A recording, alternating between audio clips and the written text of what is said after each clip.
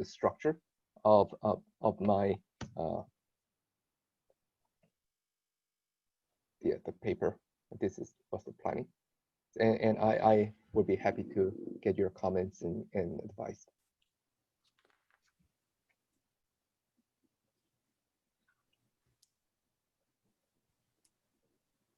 Thank you. Floor is open. Anybody can intervene in any way. In any way. Yep. Go on. Okay. Thank you very much. So I have one question for Anna and one question for Professor Lee. So I think thank you very much for presenting about the sustainability with regard to the connectivity. So while I'm hearing your presentation, I think I would like to know what could be the biggest challenge of the sustainable connectivity between Europe and Asia. But as far as I read over some related policy papers, so the clean technology is the aegis of the sustainable connectivity between Europe and Asia. So do you think is the Asian countries likely to share European values with Asia? So as a European people's perspective, then I would like to hear from you. And also Professor Lee, and also I think the energy connect is not my expertise area, but I have some well kind of ask the questions of whether they will have the energy relations will expand the horizon, will have bring Europe and Northeast Asia closer. So actually, do you think will be kind of any possible chances to deepen the relations between Europe and Northeast Asia? So that's all for my questions. Mm-hmm. So Anna and Professor Lee, would you like to answer directly, respond? I can try, and Charles, if he wants to, can add on to my answer. We are not looking into the perceptions of Asian populations or even Asian elites in this paper, basically because we don't have any data. I mean, Charles has done research before on perceptions on EU global leadership in the climate change agreements, but he collected a lot of data. I can say something about it, but we can't do that in this paper. So we have to look at or look into the existing contractual arrangements that exist between the countries that are included in the EU-Asia connectivity strategy, and they're very different. And I mean, the countries are different. The proximity to the EU is different, and the sort of the existing, if you like, form or contractual relationships are very, very different. So that is, of course, I mean, a challenge for the EU as the driving partner here. I mean, if it aims to be the driving partner, it's a challenge to sort of handle all these different contractual relationships it has. And one very interesting thing is that with the countries on the Balkans, 3 of which actually negotiated for membership, and they should be ready to take over the EU acquis, if you like, so the EU policy regimes, and also the goals of the policy regimes. They are very much tempted by going with China and the BRI, and there is a clash of standards and regulatory environments and so on. So even there we see that it's not very easy, I think. But I think the EU is making headway with the countries that actually think in some ways alike when it comes to sustainability. So Japan, and now also hopefully South Korea, or the Republic of Korea. So we'll see. So what the paper will do is just to investigate the possibilities that are there in the connectivity strategy for the EU to develop its leadership, and in what way. So what kind of, using the topology that Charles and his colleagues have developed. Regarding Sewon's question, yes, indeed, between Japan and European Union economic partnership, yeah, also this kind of issues been mentioned, and EU-Korea framework agreement, which had the 10th anniversary just a few days ago, also highlighted. It became another pillar of cooperation. So as far as lovely words go, yes, indeed, there is the area of the cooperation and coordination in G20 meeting.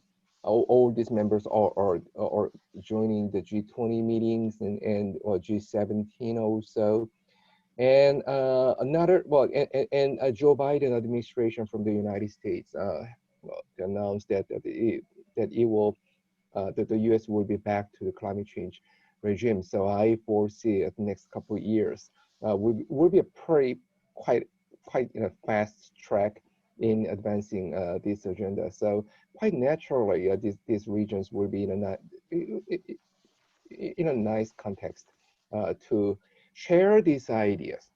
Okay, but however, my idea and my approach is I'm not kind of summarizing. I'm not working on government propaganda. I'm not working on multinational organizations' homepage, the materials. I'm looking at more. Well, I'm looking at the issues more in a more critical angle. So what are the actual what green looks beautiful, but it is not always peaceful. Okay. Oftentimes, well, I would not hesitate to use the word in my another area of say energy geopolitics. Then I may call it the green war.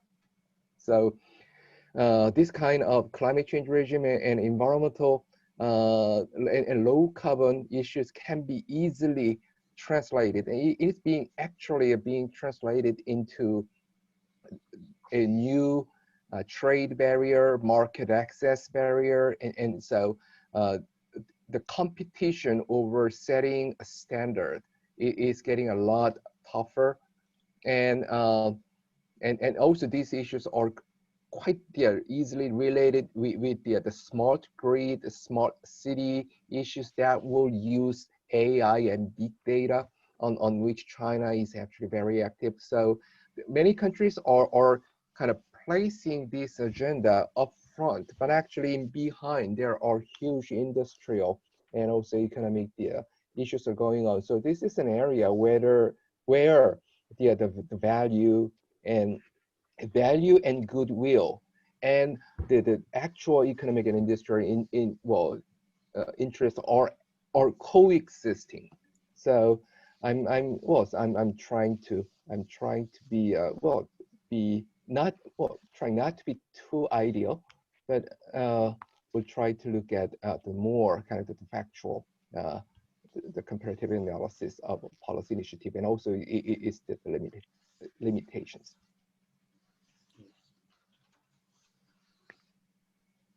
Thank you. Any other? Yep, sure.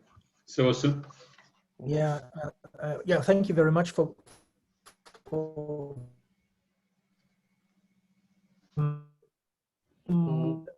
a remark or a comment that goes to.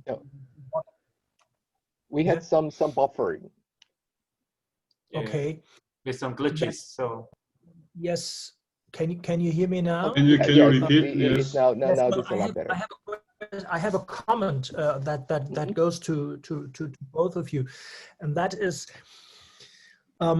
you're very much focusing on the cooperative aspects, shaping. I mean, what we have done this morning already is shaping narratives. This is, but then, what about the impact that the larger impact that COVID-19 has on China's role? That is to say, its more assertive role. What about the impact that the Trump administration had on the EU's role, and also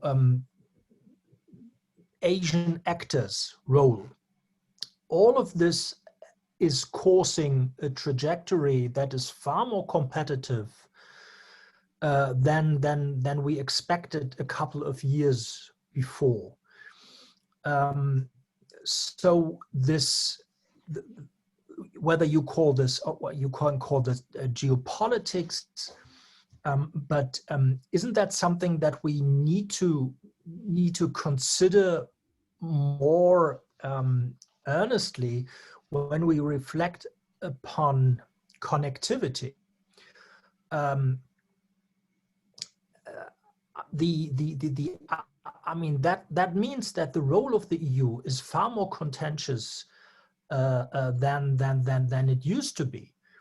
The ASEAN countries yesterday in their ministerial, the EU in the ASEAN EU ministerial declaration on connectivity, they agreed to this notion of sustainability and sustainable connectivity. So I think this is something very that fits very well in what Anna has said, and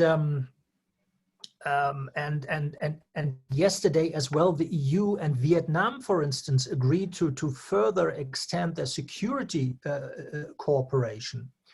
But when it comes to China, EU-China relations, it looks far more difficult. And when we think of China's impact, the impact that China has on ASEAN, for instance, which is quite divisive, I think we do have a real. There is a variable here that impacts. That poses obstacles on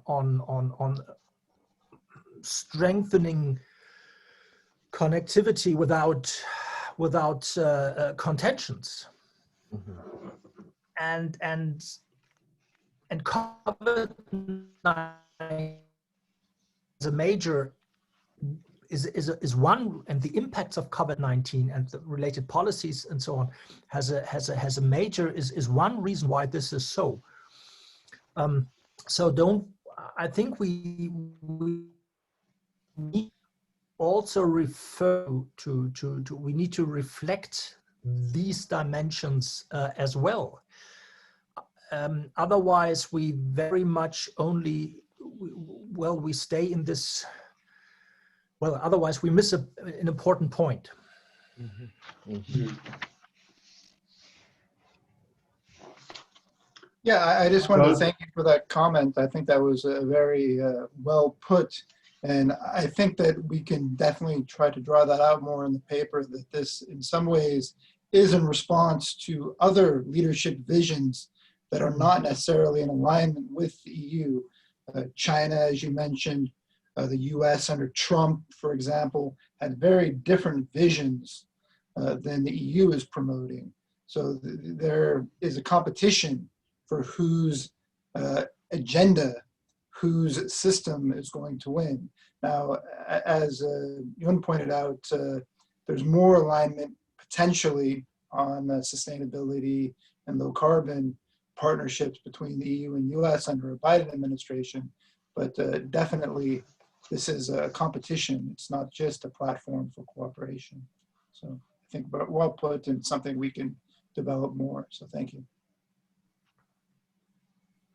Yeah, indeed, the China factor is the one we really have to, well, actually over this, the entire project, we realistically have to consider China factor quite seriously, because in reality, it is not just a competition over China versus the United States. Also, well, the EU-China relation, Korea-China relation, well, it also, in a sense, need to be redefined in a different context. And even though Donald Trump will be gone, but the legacy of Trumpism may hang around in the world for a while. So I think it will be quite, well, maybe at the sector by sector, the legacy will be quite the longevity and the lasting kind of impact of those legacy will be quite different. Maybe with sustainability, climate change side, indeed, well, that will be one of the less kind of the less conflictual versus intellectual property or other kind of the high tech sensitive issues, but not totally alien. So, well, any time this kind of the energy and also high tech environment issues can be used as an kind of the another political and economic tool to contain each other. So yes, we should not be kind of naive to bring China and to discuss China in just a smoother pander the cutie style way. We have to be we have to face the realities.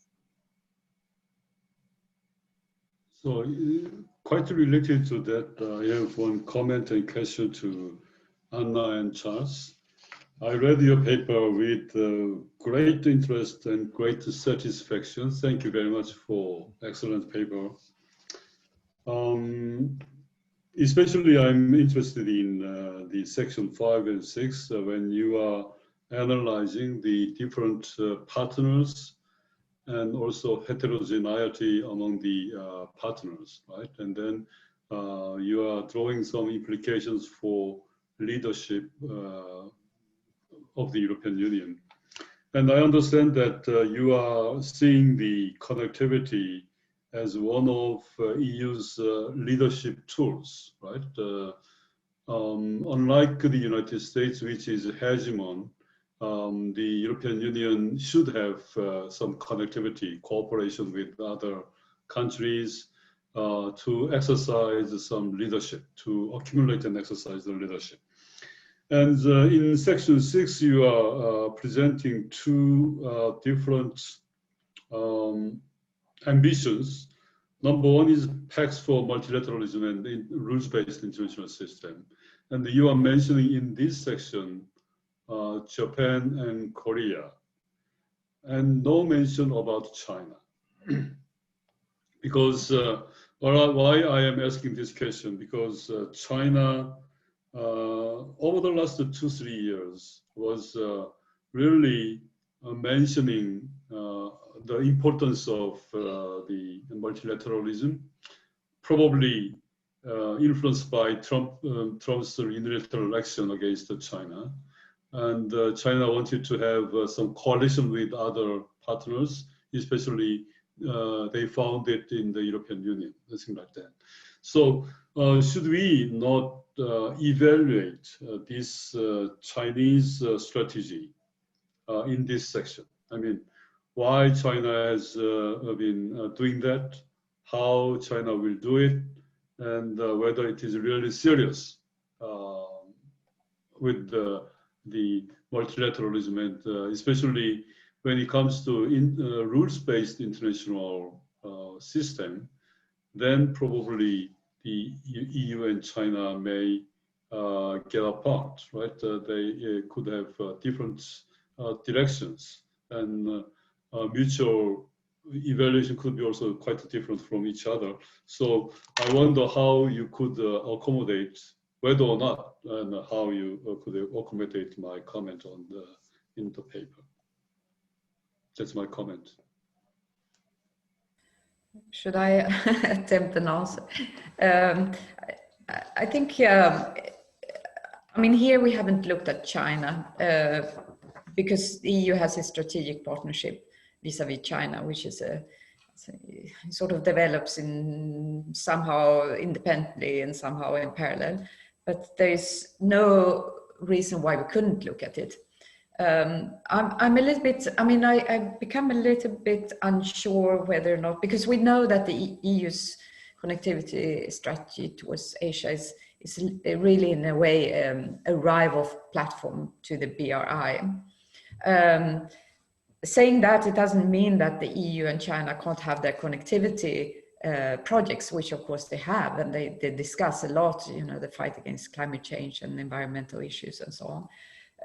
And China might actually agree quite a lot on the sort of the broader perspective or the broader definition of sustainability, which includes social workers' conditions and social affairs and so on. It could be that China is actually quite interested in that, and that the EU would like to pursue that with China. But I think when it comes to the EU-China connectivity strategy, it seems to me that the EU also is, I'm not certain about this, but it seems like the EU is not so interested in including China within it, and that it would prefer to keep, you know, the dialogue with China within the strategic partnership.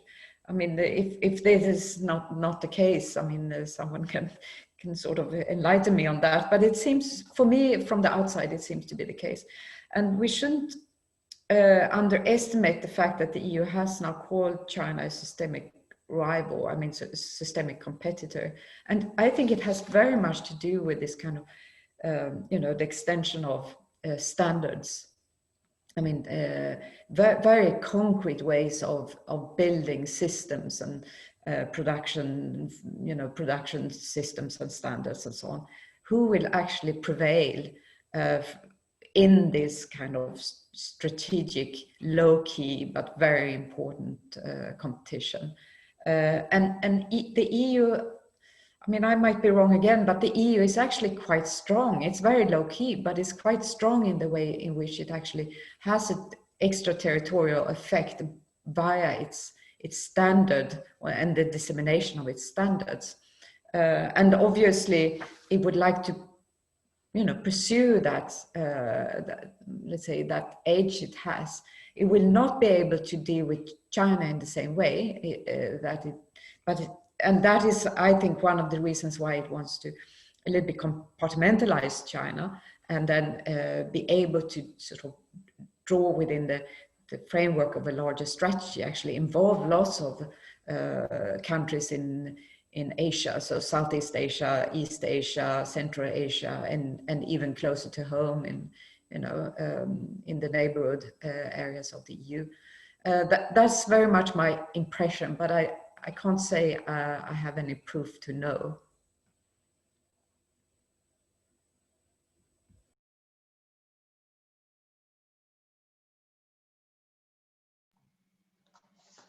Any further comments? So if not, Sebastian? Well, just very briefly, I think this is a very, yeah, I mean, this is very, very topical, obviously. But the EU aiming to compartmentalize China, this is how you called it.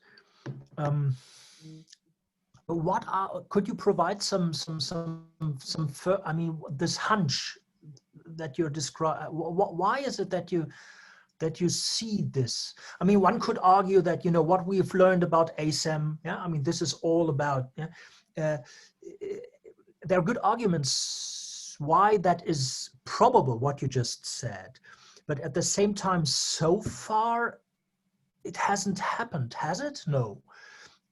So I think that we are exactly at this point where the EU actually needs to decide whether it wants to walk down that path or not. And if it starts to compartmentalize China, then, well, this is a slippery slope. And it would go against the previous policies of the European Union. So, because China is not only a rival, it's also a partner and a competitor. This is the word. I mean, this is the EU parlance.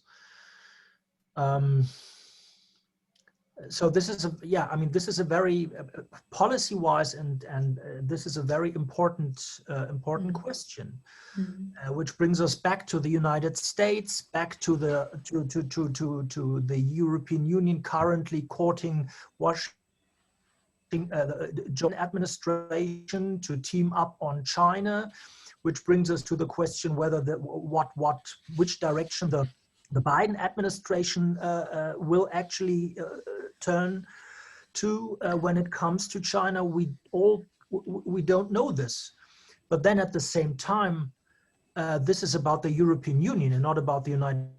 So it's about agency as well, EU agency. So what is it that the EU wants? What is it that member states want? And so this issue of, as you called it, compartmentalizing China, I think that is very, very probably nice way of putting it, and it's something that we need to face. I mean, it's indeed a question. Well, I can try to sort of reflect on what you said. I think it's right. I mean, but I think it comes from the fact that I mean, if we think about in terms of levels of action, the EU is not a great diplomatic actor. It's not a great sort of power-based actor. And here it knows that China has bullied it into a corner. And I think that that is the reason why we see a much tougher rhetoric on behalf of the EU towards China. And I think the EU finds itself, and now I'm thinking more in the way of which the EU actually operates. So the EU finds itself much more at ease when it can divide issues, you know, according to policy areas or to technical issues or to formal agreements, and they should be about very concrete things and so on. And here, of course, I think it would like to depolitize that kind of links or relationships it can create with countries.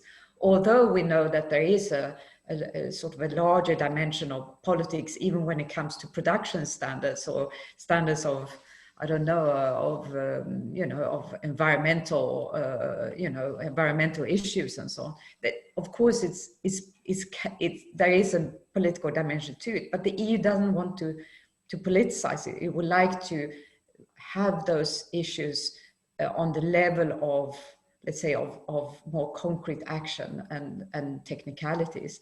And in that relation, on that level, I think it would rather prefer to deal with China on its side and with all the other Asian countries or countries in the EU Eastern neighborhood on another side, and not try to have these kind of big pushes. But I might be wrong here, because of course the EU also wants China in the multilateral frameworks. And I don't know, Charles, if you know a little bit about the EU's way of engaging China.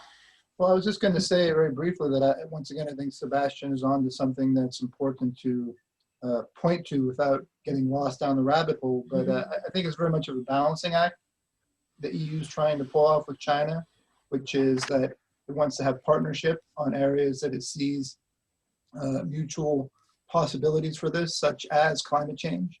And you see these big bilateral summits that they have every year. They try to produce plans. EU and China cooperated pretty well in the climate negotiations for producing this Paris rulebook, for example. And then the idea that EU wants to partner with China to implement that agreement. But on the other hand, they clearly do see China as a competitor. And as Anna correctly pointed out, this is definitely, this connectivity strategy seems to be very much a response to the Belt and Road Initiative. And as you mentioned, Sebastian, this idea of the EU sees a partnership with potentially the Biden administration for these trade issues that they see as themselves having these complaints they have with China's behavior. So, and there's the competition and trade, but still trying to hold out the possibilities of partnership for sustainability, and particularly on climate, low carbon strategies and implementing Paris. So it's going to be tricky, but I agree with you that we need to at least deal with that in some sort of concise way, because that definitely is a dimension that touches our paper profoundly, I think. So thank you. Yeah, friends, we really long for offline face-to-face discussions, right? We need to have it. And please make note of all unclarified questions so that we can discuss next year when we meet together face-to-face, right? Due to time limitation, I'd like to move over to two last presenters, Mireya and Powell and Tomasz. So Mireya, would you like to start? I do start. Thank you very much, and good afternoon, good evening, good morning to everybody. So today I would like to share the ideas of the draft paper that deals with EU-Asia digital connectivity, and then particularly impact on China, Japan, South Korea relations. I had a lot of notes, but the time is brief, so I'll try to be as fast as possible, so I may speak a little bit fast. Apologies for that. So first of all, what's the context? And here might be a little bit linked to the last conversation, the last Q&A topic that Sebastian was mentioning, because digital elements, right, are obviously changing the way we live, we work, we do business. They bring a lot of opportunities, but they also involve risks, and the coronavirus has shown those vulnerabilities, and there has put digital at the center, right? We see in the international system is currently undergoing a fundamental transition. On the one hand, we have the changing international role of the US. On the other hand, we have the rise of other players such as China. Therefore, the EU is in this middle position in relation to this new geopolitical turn, and this is quite special in the digital transition or in the digital connectivity. This is in the middle of this trade tech conflict, right? Which puts political, economic, and security implications for the EU. We have to understand technology, or digital technology, was previously seen as a potential solution to everything. Now is deemed as a challenge, as a disruptor, or even an arbiter of the global strategic equilibrium, right? So in this scenario, the EU has been defined or identified as reacting slowly or having a more role taker position, right? Especially this year with responding to the digital connectivity challenges. And therefore, many believe it is time for the EU to ensure this autonomy of critical infrastructure, value change, and regulations following the European way, the European values, right? Actually, we saw this year in the 2020 political guidelines of von der Leyen that the digital element is identified as the third priority for Europe. And this year also, there have been many official texts, official papers related to this field, like AI white paper, data strategy. Even now we have a Digital Europe program, which is first ever funding program for supporting digital transformation, right? So obviously all those things show the Commission's goal for Europe's future, making the 2020s Europe digital decade, which is a big commitment. However, digital issues brings, it's technical and it's complex, and it brings a lot of cross-sectoral areas together. In addition, there's no borders for digital issues, which we will see a little bit later on why I emphasize that point. But definitely the EU cannot tackle alone the digital dimension, right? The European technological or regulator leverage has been questioned during this year, since it's challenging this EU's capacity to become a global digital leader, which is constantly mentioned in the official speeches or texts. Therefore, EU needs alliances and partners, right? Now, until now, cooperation in the area in Asia, it has been quite fragmented. It's quite important for the EU to actually strengthen and leverage partnership with the three major tech technological tech giants of the regions, which are obviously China, Japan, and South Korea. But nevertheless, until this moment, it has been quite fragmented, right? In this sense, the EU builds on digital connectivity in Asia, yet can the EU do it? If there is a digital connectivity, what are the issues on the agenda and what are the impacts with the Northeast Asian partners? So this paper explores the digital dimension of the European connectivity strategy for Asia, but obviously it looks to the importance of aligning it with the European internal digital priorities, and then its impact on and in relations between the EU and Northeast Asian partners. So then the paper begins first by providing a very brief overview of the EU digital strategy at the internal dimension, and then it moves to the digital connectivity and how the EU engages with the three tech regional partners, and following by recommendations. The paper arcs, or the main argument, is that the digital component of the strategy must be clearly defined and strategic priorities identified, while being aligned with the EU's digital strategy in order to maximize European potential to lead a digital transformation and export internationally its norms and standards. So engaging in a more assertive and effective manner with leading regional technological players is crucial to deepen regional digital cooperation in common strategic sectors for the EU. If we move to the next session, we should think also why is digital relevant, right, for the European and the internal dimension. So first of all, although the coronavirus and the digital connectivity, but digital issues are not new on the European agenda. So if we go back to the Lisbon Treaty, we have the digital agenda for Europe in 2010. Then we have the digital single market in 2015. Now this year we have the Digital Services Act package, right? So we can see there are different, several milestones, right, in the last decade. We can also see or observe it in the legislation that has been amended and complemented to put forward implementation enforcement across the Europe, right? And also we have seen a focus in this digital transition in three pillars, right? Which obviously one is technology, the other one will be more related to fair and competitive digital economy, and the third one is the open and democratic sustainable society. So at the end, the people is at the core, right, of this digital strategy, which is very important to link it to the European values and projects, right? Because we cannot forget in this sector that Europe or the EU is trying to project those values and norms onto the international stage, right?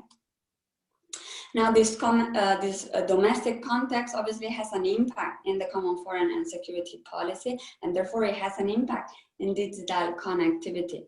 So at present, there are many actions that we can see where the EU is fostering a more role maker, a more active intention, right? So for example, Anna mentioned before about the strategy for standardization, but we also have a global digital cooperation strategy and so on and so forth. In addition, for a more assertive attitude with or vis-a-vis international players, that it was actually comment on one of the comments, I think, from Sebastian, we can see, for example, the white paper on instrument of foreign subsidies or FDI screen tools, right? So at the end of the day, we can see that Brussels has a strong determination to push forward the EU as a global digital leader and regulator.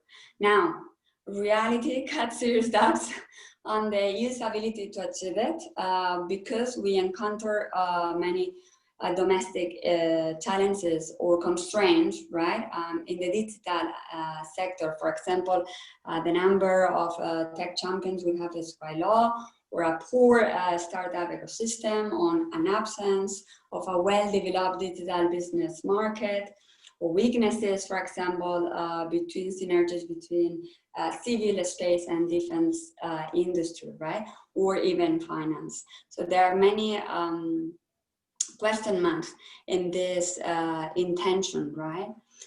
Now, where do we stand in digital connectivity? Digital connectivity between Europe and Asia is already taking place since obviously internet has been deployed and used, but it's used at different levels, right? And this is a trend that is obviously gradually increased, and there's a lot of data that we can see from the World Bank, Eurostat, etc., about the increment of internet traffic, individual usage, digital economy, right? Now, there are also disruptions, right? For example, in internet traffic, we have an issue when it comes to digital infrastructure, right? Because 90%, this is just data for showing and illustrating, right? 90% of the Asia-Europe internet traffic goes via submarine cables, which are allocated in the Suez Canal. So this could be obviously a dependency that could create a strong disruption, and therefore potential solutions that are discussed is the fiber optic cables to be along the rail line, right? So digital, it has obviously arrived to Asia at different speeds and different levels due to the large space of Asia continent, and therefore that makes a little bit of a challenge for the EU to have a comprehensive vision of digital connectivity for this area. In addition to the challenge of what we were talking about, the spatial limitation of EU-Asia connectivity per se when it comes to digital connectivity, because digital, it has no borders. So now it's another challenge that the EU is trying to figure out how to look at it or how to address it. In addition, we have the position of China in the region and also in the digital sector, right? So for example, if we look at ASEAN connectivity inventory, right, from 2014 to 2018, China organized already 7 out of 12 events related to connectivity, and we had this high-level forum of digital connectivity, for example. But we could also mention other aspects like electronic equipment or telecommunications, right? In this context, connectivity strategy is now in place. Fantastic starting point to strengthen the EU's presence in the region and a good framework for action. However, nonetheless, without a scope definition and general strategic goals, or without a political value priorities, right? And this is very much reflected in the digital element too. So first of all, the digital element or the digital component, it has not so far a clear definition and structure, and it's barely even mentioned in the text, right? When we talk about digital issues, we need to think that for governments and individuals that obviously are more connected through the digital linkage, we also need, or we also require, harmonized international standards and systems, particularly for coherence, transparency, and interoperability, right, from those systems. So we should remark that the digital element of this digital connectivity lays down on a rules-based approach where standards and international practices are at the core.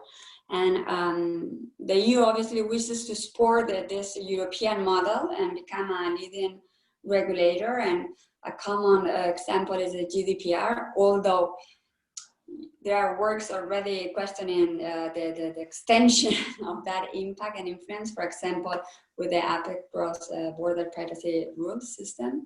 But nevertheless... I'm sorry, can you shorten? Because we have not enough time. Yes. So 2 minutes. So, how much did you say? Sorry.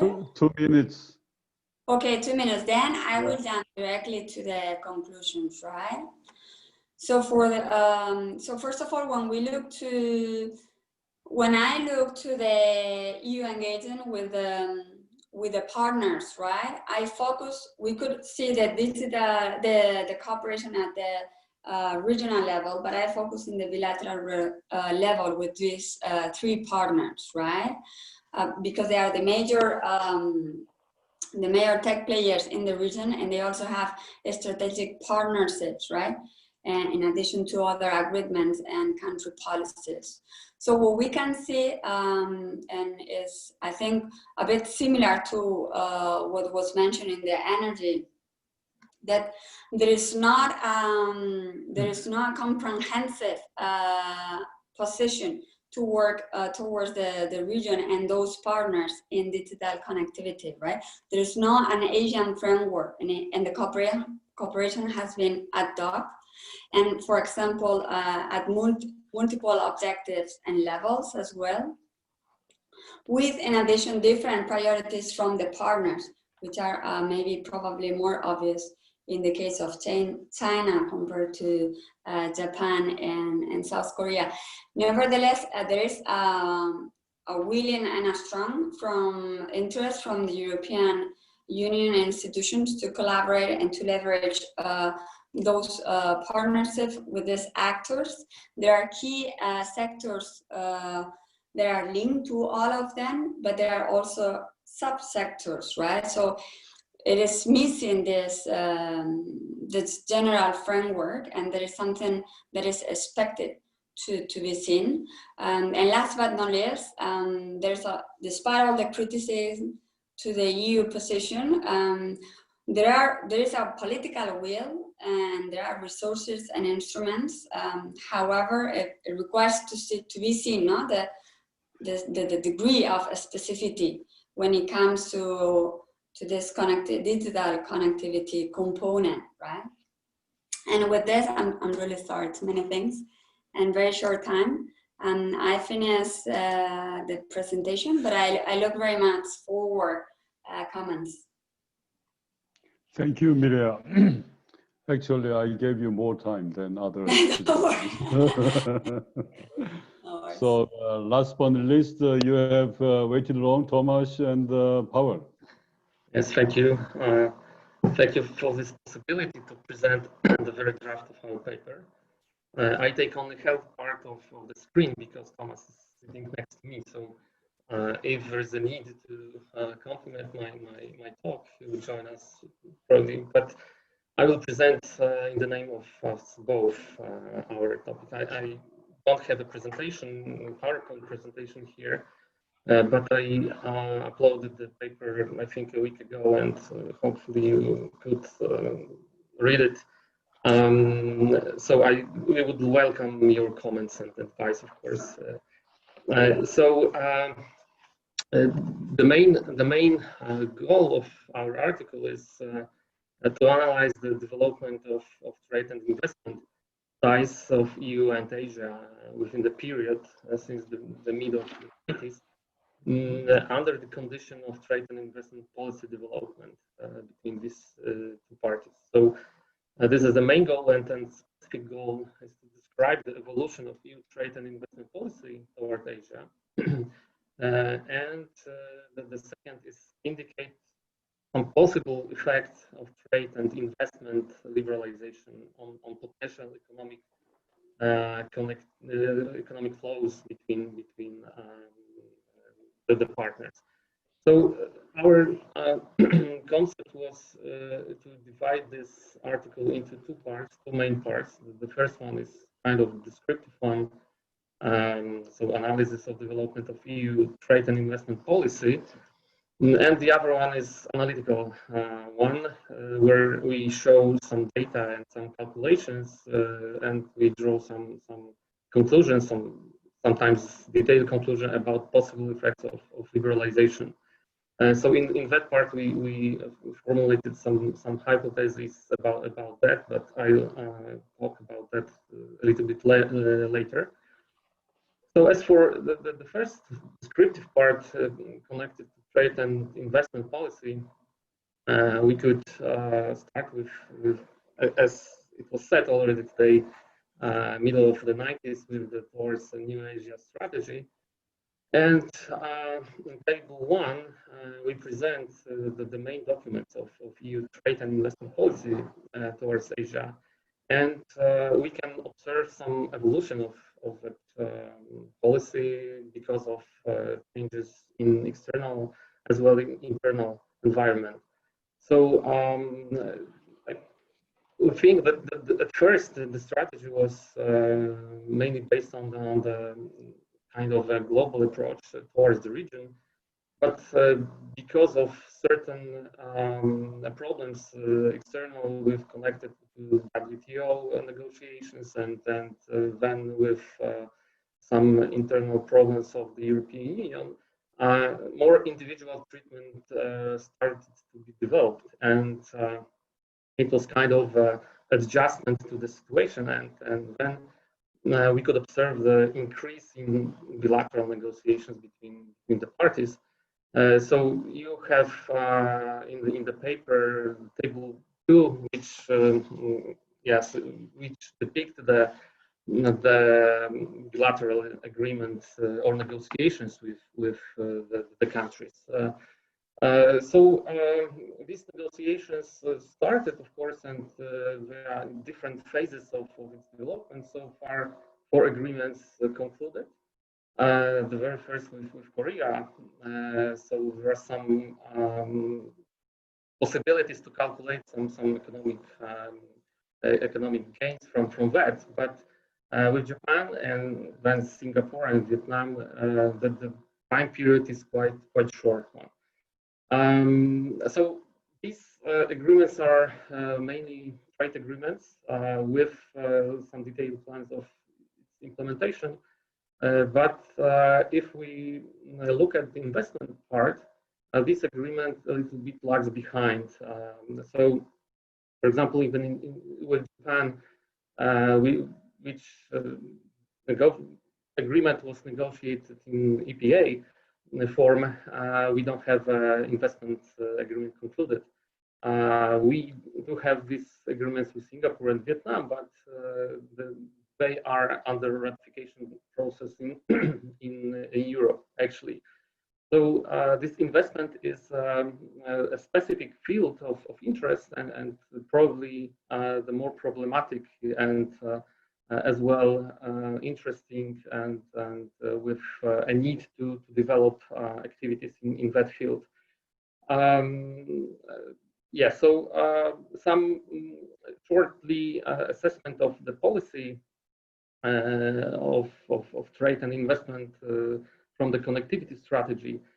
We can draw some conclusion that because if we understand connectivity as a process of bringing countries, people, and societies closer together, and then it should facilitate access and is a means to foster deeper economic people-to-people ties. This serves quite well in that sense that we created, the European Union created such a framework of cooperation, and the connectivity is developing in that sense. So the overall strategy evolution and as well as this initiation and completion of bilateral negotiations should be assessed positively from that point of view. Yeah, by negotiation agreements with individual countries, the EU is strengthening this regulatory environment that influences the improvement access to Asia and also to EU, right? Like in this bilateral agreements with selected countries, both in trade and to some extent in investment. Okay, so this is kind of the first part of our paper. And the second part has more numbers than other paper presented here today. So we try to show that the situation from the trade and investment point of view, although as it appeared, investment part is quite underdeveloped because of a certain lack of data that are sometimes classified data, and it's not very easy to gather, to collect the data properly. So as you probably could notice that the trade part is much more developed. So from that point of view, we try to look at potential trade increase coming from or stemming from liberalization of the regulations. So we analyze three elements here. The first one is restrictiveness of trade policy. The second is similarity of export structures, and the third one is degree of integration within the global value chain. And some conclusions from that analysis is if we look at the restrictiveness of trade policy, which is measured by tariff or duties, the level of tariffs and duties, and also non-tariff barriers. In the case of the European Union or access to European Union market, the potential benefits of reducing trade barriers on their or the complete elimination seems to be negligible. This is mainly due to the fact that there is relatively low level of protection in EU. So average tariff rate for industrial goods is under the 4%. So it means also that non-tariff barriers are more important here. If we look at the situation from the benefits point of view, potentially higher benefits can be obtained from reducing custom duties in certain developing countries of Asia. So you can look at the numbers in table 3. So we can observe the quite high tariffs in certain countries like Pakistan, Cambodia, and India. Then if we look at non-tariff barriers, we use the UNCTAD train database to estimate the non-tariff barriers, and we could only estimate, basing on this data, the technical and non-technical barriers applied by the European Union to only 13 Asian countries in 38 sectors. This is depicted or shown in table in Appendix 1, or actually Appendix. So some conclusions we have that the European Union applies the highest non-tariff barriers, both technical and non-technical, to certain group of countries, and these are mainly Malaysia, India, Pakistan, Taiwan, and China. And to the least extent to protect against imports from Indonesia, Japan, Laos, and Thailand. So this is the first one.